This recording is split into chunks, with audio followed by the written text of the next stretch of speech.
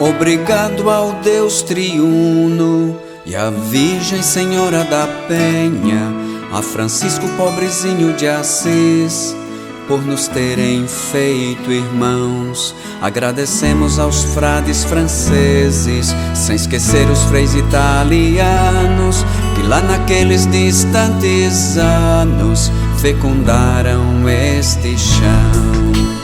Prone sigla tecnológica senha desta província de Nossa Senhora da Penha, do Nordeste do Brasil.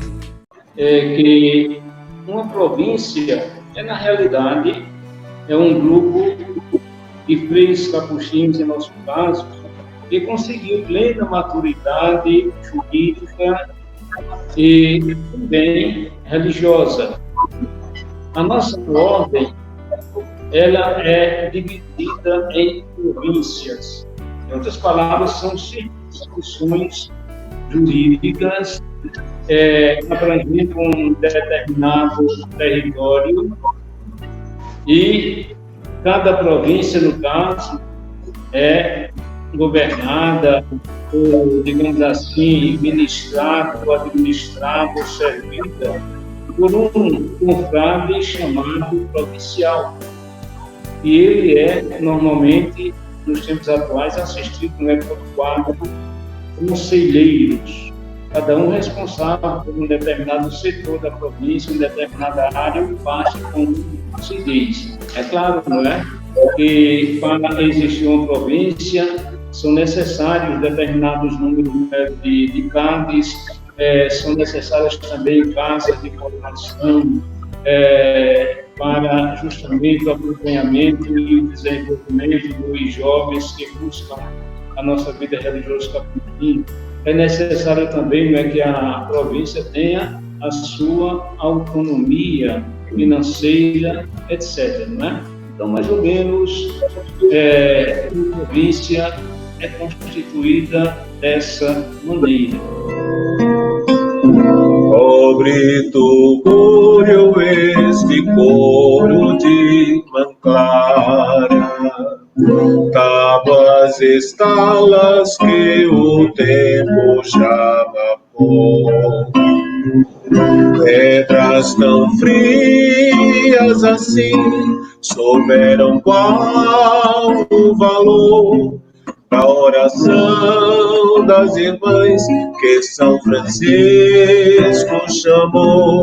Pedras tão frias assim souberam qual o valor da oração das irmãs que São Francisco chamou. Silêncio santo que embalsama este lugar, onde outrora irmã Clara e suas irmãs viviam pobres no caminho de Francisco, e não temendo qualquer risco, se entregaram ao Senhor.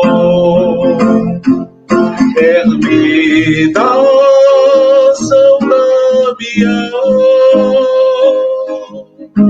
que falas da irmã pobreza, silêncio e doação, virtudes que são riquezas.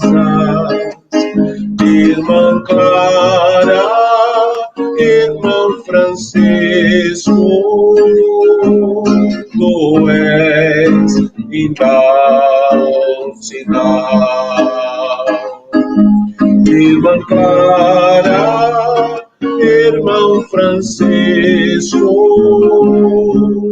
tu és indal sinal. Em 1977, com menos de 5 anos que eu fui eleito, que eu me ordenei sacerdote, eu já fui eleito superior vice-provincial geral, então, dessa circunscrição aqui de Pernambuco. Eu tive assistência dos 4 definidores, os chamados hoje conselheiros, Frei José Carlos, que antes foi meu antecessor, Frei Leão, o nosso atual Frei José, foi meu definidor também, tá certo? E depois, então, o Frei Ambrósio. Esse foi o primeiro governo nosso. Qual foi a meta de nós assumirmos esta circunscrição brasileira? Porque o Conselho Geral já tinha, dependendo das dificuldades encontradas entre brasileiros e italianos, feito então aqui esta custódia provincial, custódia geral, depois vice-província geral, dependendo da Cúria Geral. Isso, juridicamente, não existia na ordem, nas constituições, mas foi por causa de uma circunstância criada, então, contextual até. Pois bem, nossa meta principal foi trabalhar as vocações. As vocações e também as missões. Então, uma ênfase muito grande, quando eu assumi essa chamada vice-província geral, que de fato era uma província, e só não era, como se diz, constituída canonicamente, né? Que depois, então, vai chegar ao que nós somos hoje, uma província canônica. Pois bem, então nos dedicamos às vocações, às missões e à dimensão da formação dos nossos frades.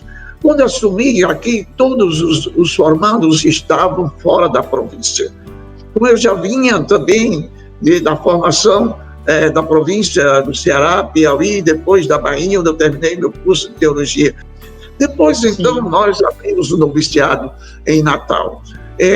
Abrimos também, trouxemos a filosofia e a teologia para Recife. Foram momentos muito difíceis, viu?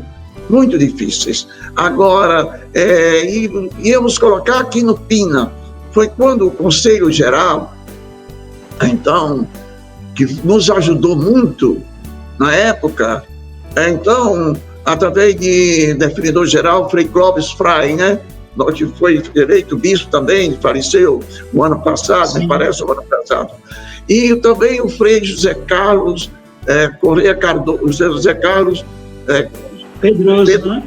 Frei José Carlos Pedroso. Esses definidores amaram demais esta província e fizeram tudo que era possível para nós crescermos.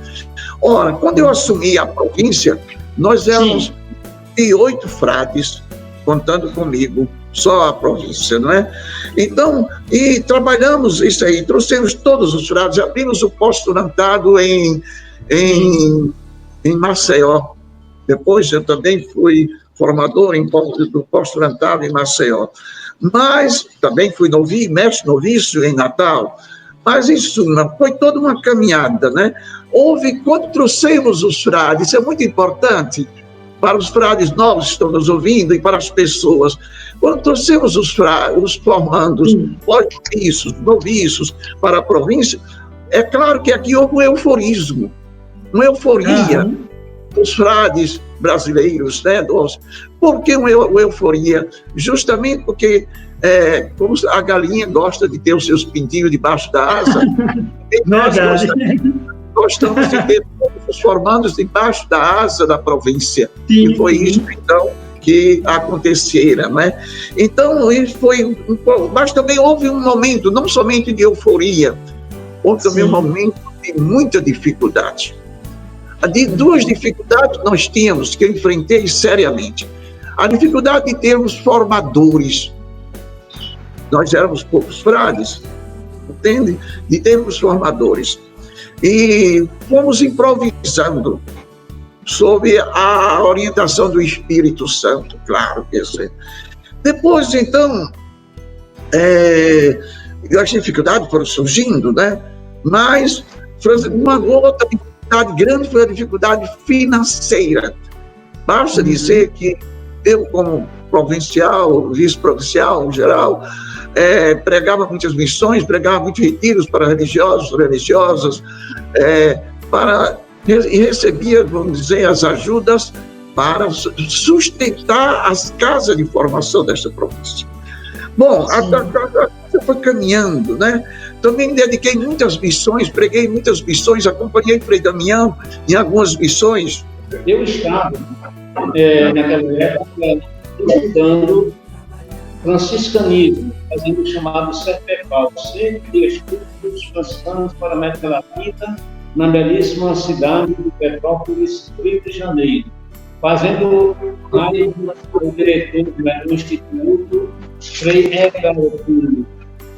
Alemão, Bruno Pedro. Muito bem. E olha, em abril, segundo aqui eu andei pesquisando, eu já era eleito provincial ainda no Camargo, né? E eu estava lá em Petrópolis, sempre gostei de fogueira, e justamente no mês de junho, véspera de São João, por aí assim, fizemos uma fogueira.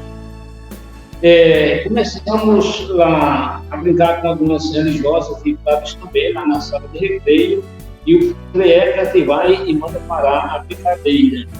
Todo mundo adulto, né? Tá bem, então nós juntamos as pouquinhos no centro da sala e começamos a rodopiar baratas tondas, né? Conheci um etc e tal, e lá para as tantas ele mandou parar a brincadeira. E então nós fomos para o clube, né, do convento, onde estava acesa a fogueira, e eu disse para a turma, vamos fazer agora uma procissão penitencial. E aí saímos em torno da fogueira cantando, Dão Deus Jesus, perdão Deus de amor. E eu, de janela, olhando, mas não podia fazer mais nada. Então foi nesse, digamos assim, nesse contexto que me agarraram, me pegaram lá de Petrópolis, trouxeram aqui para, eu não diria a dentro de Carrefour, de maneira nenhuma, mas me trouxeram aqui para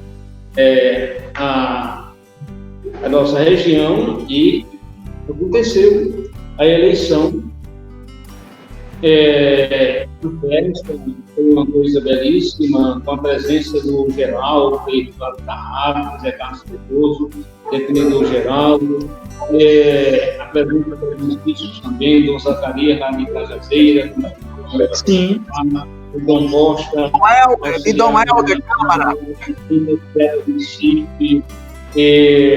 Dom Helder, né, que presidiu a solenidade, e dizem aí, segundo os relatos, que eu faço sem sacerdote, né, da solenidade, para cerca de 400 pessoas. Né? Muito bem. Então, nós fomos, né, designados, né, para para este serviço, auxiliado, né, por Frei José Carlos da Silva, infelizmente deixou, e hoje é falecido, Frei Gonzaga Pepeu, que hoje é arcebispo médico, né, na Vitória da Conquista, Frei Francisco de Assis Pedro, que está por aí fazendo um trabalho lá na Vila São Francisco, e Frei Antônio Luiz de Araújo, que infelizmente deu um passo em falso, saiu da província das Escondidas, e hoje parece que diocesano lá em São Bernardo, né, na nós unimos aí a província e, olha, sinceramente, eu nunca fui assombrado, de tal maneira que, sei lá, assumi aquele trabalho de uma maneira tranquila, procurei desempenhar a função da melhor maneira possível dentro das minhas possibilidades, isso em todos os sentidos, de organização, de visita, de estudo, de missão, etc., de atividades pastorais, de funcionamento, né, das casas e assim por diante. Na verdade, eu entrei, o primeiro provincial eleito, mas não significa muita coisa, é o segundo provincial, e a organização da província não dependeu, nem depende do provincial. Naqueles inícios, a gente apenas deu continuidade à província, que já havia sido estabelecida, evidentemente, há 3 anos, com o seu primeiro provincial, que foi quem pegou o peso maior. O primeiro provincial é quem, na verdade, instituiu o organograma, a secretaria, organizou de uma certa forma, inclusive a transferência para um lugar melhor da Penha, a Cúria Provincial para Caruaru, um espaço maior, e nós entramos dando continuidade, tentando continuar essa tarefa, que na verdade a gente diz o provincial, mas toda a equipe, especialmente esses definidores aí, o Pepeu, que é muito organizado, muito especial para estas coisas, com a colaboração lá do Frei Severino e Frei Dimas, maravilhosamente, e Frei Miguel. Então, a tentativa era sempre essa, de dar continuidade.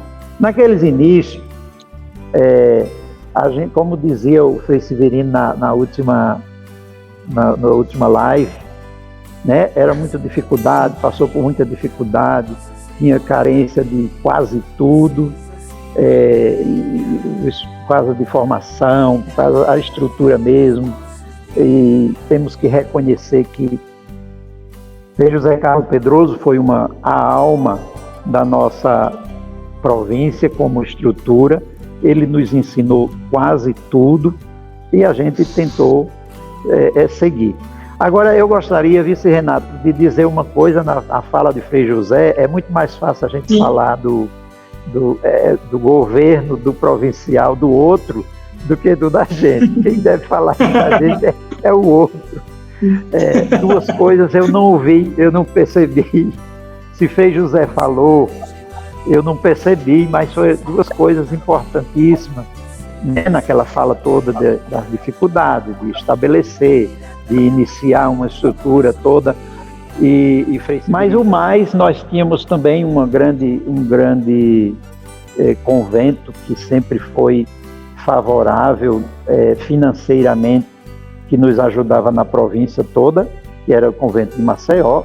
Então nós tínhamos sempre esse apoio interno também da província e muitos trabalhos. Mas também nós não éramos muito, né? A gente pode até estar dizendo essa história hoje, pensando em 60 frades, 70 frades, como somos hoje. Nesse período, vivia eu e Pepeu, a gente todo mês ia olhar a lista dos frades, que a gente tinha completado 30. Parece que passou a vida do urubu, como se diz. Então a gente chegava pertinho de 30, 29, 27, 28, aí saía 2. Aí quando chegava de novo, bem pertinho, aí morria 1. E a gente saiu da casa dos 30. Quando saiu da casa dos 30, aí fomos torcer pelos 40. Então, quando a gente fala hoje das dificuldades, Renato, quando a gente fala hoje das dificuldades, naquele tempo éramos poucos frades. Sim. Éramos muitos, e dos poucos frades que começamos como província, a maioria éramos jovens, né? Sim. Tinha uma turma muito grande de jovens. Que eu vi até, Frei Chico, eu vi até uma foto sua que o senhor ainda tinha cabelo ali. Eu acho que, mas quando o senhor saiu do governo, continuou com os cabelinhos ainda? Ou foi depois? Continuei, meus cabelos caíram, foi por outras coisas, acho que foi outras paróquias e a idade. Mas eu tinha cabelo, mas sempre tinha umas grandes entradas aqui que já prometiam um futuro sofredor no frio e no verão, e no sol quente. A turma nova que começou com o Frei Severino,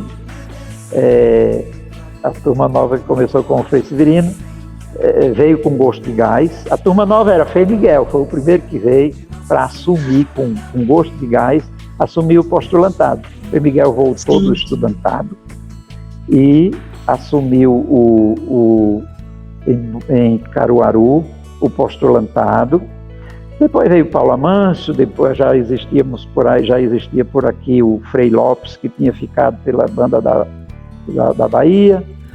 E eu, Pepeu, aí era Barbosa, era uma turma imensa, Frei Hélio Barbosa. O Frei Severino, eu disse na introdução que o Frei Zé Carlos foi uma peça-chave na estruturação da nossa província, mas o Frei Severino antes e depois foi uma fortaleza. O Frei Severino teve muita coragem, muita garra. Ele mesmo disse, mas ele disse com pouca ênfase, porque era dele mesmo.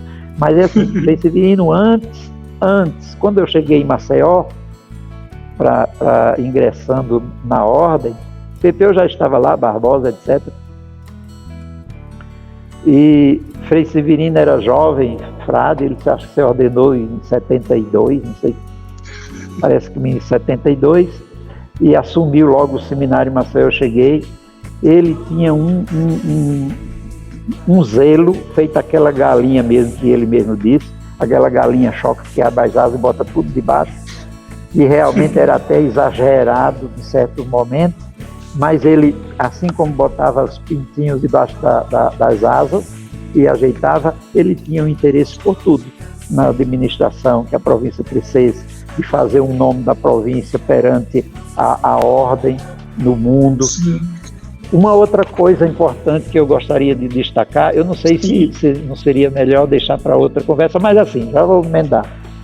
Esse triênio, de 87 Sim. a 89, teve um acontecimento muito importante para a ordem toda, mas para a província, pelo menos para mim, que era o provincial, foi uma coisa assim do outro mundo que eu não pensava. Eu fui participar do capítulo geral, já participei de 2. Sei, fui participar do capítulo geral de 1988. Sim. E conheci realmente, eu ouvia, Frei José Carlos tinha participado de um anterior, quando a província foi elevada a vice-província geral, e ele contava e eu dizia, vixe, Nossa Senhora, esse negócio de Roma, eu acho que eu não vou nem ser frade, nem aqui em Maceió. Eu vou sair dessa ordem, porque o negócio é muito sério e muito bonito. Mas terminei indo. Eu fui para o capítulo de 88, conheci os frades do mundo inteiro, abri a cabeça, acho que começou a cair os cabelos, foi ali mesmo. Eu vi o mundo, fiquei abismado, que na verdade a beleza da ordem não está aqui na nossa circunscrição, Paraíba, Pernambuco, Alagoas e Rio Grande do Norte. A gente vê uma dimensão imensa da ordem, todos os frades do mundo inteiro, frade da cortina de ferro, frade velho, frade novo, frade que careca, frade abusado, e etc. E o tema, um assunto que me empolgou e dizia muito respeito à nossa província, um dos assuntos, acho que foi o central, a ordem naquele tempo, 88, capítulo, estava muito preocupada com a questão dos irmãos, os irmãos leigos. Eu vi testemunhos maravilhosos, o ministro-geral, quando esteve na nossa ordem, ele nos chamou a atenção, foi no tempo de Frei José, foi quando instituiu a ordem mesmo, porque nós não tínhamos irmãos leigos, né? Exato, isso. E ele chamou a atenção, o último que tinha, acho que era Miguel, foi estudar. E ele disse para nós lá numa reunião do conselho, lá com o Frei, iniciando a província, ele disse que a gente não se orgulhasse, que a província tivesse cuidado de ter o prêmio do primeiro lugar no mundo, de ser a província campeã no mundo de não ter um irmão leigo. Fizemos parte, não é? Eu tive esse privilégio também de participar desde o primeiro conselho, naquela época chamava definitório, não é, da província, durante 12 anos, não é? Durante 12 anos, na sequência, tive esse privilégio e também guardo sempre essa gratidão da confiança dos irmãos aqui da província, até 95. Então, da instalação em 1983 até 95, eu estive sempre no Conselho Provincial.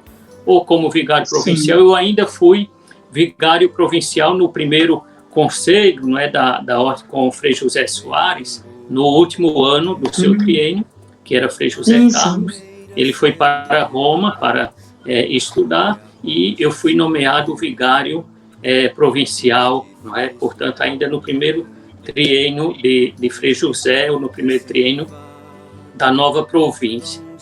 E pronto, eu concluí, digamos assim, essa presença no conselho com o término do meu segundo triênio, quando eu fui estudar fora, e a partir daí não voltei mais para a província, não é, servindo em outras instâncias, seja da ordem como da igreja, não é, até agora. Mas durante aquele período, os 12 primeiros anos da nossa querida província, que celebra seus 37 anos, eu estive aí fazendo parte. E creio que Frei Chico já colocou aqui, bem colocado, a caminhada, não é, que não é diferente em cada triênio, senão o esforço, não é, a cada ano e a cada triênio dos frades de quererem implantar, digamos assim, a ordem ou carisma capuchinho ou carisma franciscano nessas terras aqui do Nordeste, não é? Que é o território aqui do Nordeste 2 também, da CNBB, é o território da nossa província. Mas o que caracteriza é esse esforço de cada um, não é só o provincial, como já foi lembrado aqui, não é? Ele não trabalha por si só, o ministro provincial, senão com o conselho, e depois temos também a grande colaboração dos guardiães nas fraternidades, com seus conselhos também, dos formadores, não é, que são, assim, parte integrante forte, assim, na construção da província, porque estão à frente ali dos futuros frades, dos formandos. Então é esse conjunto que faz crescer a província. Cada um vai colocando um tijolinho, né? A província é como uma construção, não é, que ela vai se formando com a participação de cada um, não somente dos superiores, não é, ou dos conselhos provinciais, senão de todos os frades vivenciando este chamado de Deus, não é? Então, o que a gente vê, percebe, Frei Chico lembrava isso também, é esse gosto que a gente percebia em cada um, em cada governo, assim, da província, em cada triênio, a partir do próprio ministro provincial, mas também com o seu conselho, essas características, assim, de fé e amor por uma causa, não é? Cada um se dedicava, nós comentávamos isso já durante a nossa formação, também nas etapas, seja do noviciado, depois na filosofia, na teologia, aquele gosto de chegar para somar com os outros que já estavam à frente da província. Então, para você ver que o gosto que cada um tinha e esse entusiasmo, não é, para fazer implantar, digamos, o reino de Deus, porque tudo é para a construção do reino de Deus, não é? Nós temos um carisma especial, vivenciamos, não é, na igreja, mas sempre voltados para esta construção do reino de Deus. Daí o serviço ao povo de Deus, não é, que nós prestamos, e também as dioceses espalhadas pelo Brasil, por nossa província e pelo mundo, não é? Nós construímos assim o reino de Deus também com a nossa participação, vivenciando o nosso carisma, né? Pessoal, mas assim, quero agradecer a cada um, né, para a gente encerrar, tá certo? Agradecer a Frei Chico. Frei Chico, muito obrigado, senhor aí da Vila Franciscana, né? A Vila, meu tio Severino tá aí também, manda um abraço para ele. E quero pedir que o senhor deixe aí um recado vocacional para o jovem, bem rapidinho, coisa de 30 segundinhos. Um recado vocacional para o jovem que o senhor pode dar. O recado vocacional para os jovens é o seguinte: tem que escutar a voz de Deus. O chamado é de Deus. Deus que toca no coração do jovem quando ele procurar o convento. Já procura o convento certo de que Deus é quem lhe chamou. Ele não espere ir no convento e chega lá alguém lhe dizer qual é a vocação que deve seguir. primeiro lugar, jovem, que eu sei que está aí em qualquer canto, jovem que nos acompanha. Eu sei que os vocacionados daqui da vila mesmo, ele deve estar nos acompanhando. E os outros também, evidentemente. Mas é assim, primeiro, é Deus que toca no coração. E segundo, você vai ao convento, como é orientação da província nossa e de todos os outros, e diga, Deus me mandou e eu quero realizar o chamado de Deus aqui. É possível? Vocês me ajudam? E basta isso.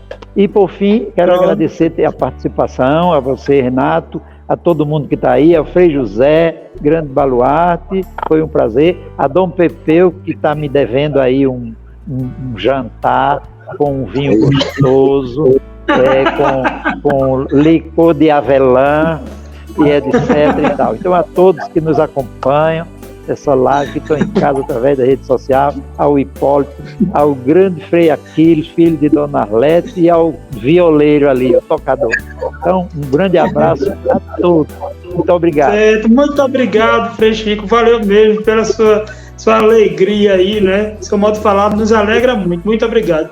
Frei José, mais uma vez, Frei José, muito obrigado. Pedir que o senhor aí dê a sua última palavra vocacional aí para a gente encerrar a live também junto com os outros freis. Qual a sua palavra para os vocacionados, Frei José? Bem rapidinho.